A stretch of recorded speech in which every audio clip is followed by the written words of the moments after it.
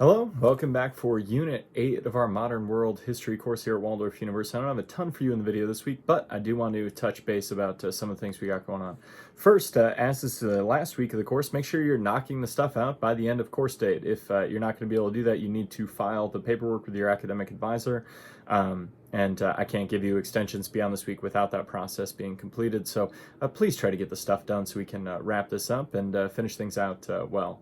So this week there's two main things you have to do. As usual, you have a discussion board and then you do have a Unit 8 essay. So over on the discussion board, you got two parts, things to do there. First, I want you to think about the historical thinking skills we've talked about over the course, right? We started with evaluating evidence and talked about determining what sources are most accurate and applicable. We broke that into political, economic, social, and cultural evidence.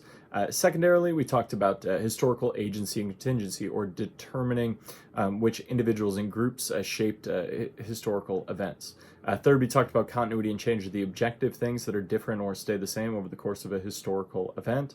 And then we linked that to progress and decline, or the positive and negative outcomes of historical continuities and changes.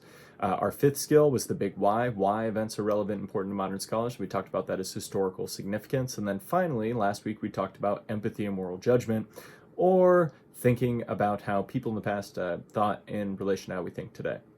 So as you do this, I want you to think about how these skills can be applied to your day-to-day life and talk about that.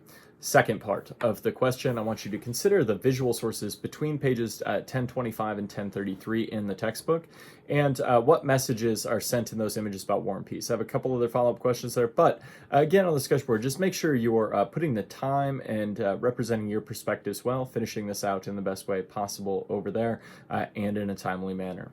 You do also have a Unit 8 essay, and for this, I want you to review the second thought section of the textbook on pages 1016, 1017, and kind of close the loop by answering big picture question number 4. So the question is, looking back, in what ways were the major phenomena of the first half of the 20th century, the World Wars, the Great Depression, fascism, the Holocaust, Spanish flu pandemic of 1918, whatever that may be, make sure that you're taking a look at how these are rooted in earlier times. This will take a lot of the course content and give you an opportunity to maybe link some of the stuff together across different units. Again, 2 pages, APA style, all these things we should be pretty familiar with at this point. So if you got questions on this stuff, make sure you're reaching out. I'm here as always to help you however I can. I appreciate the hard work you've put in the course so far, and I look forward to the great things you're going to do this week. Good luck.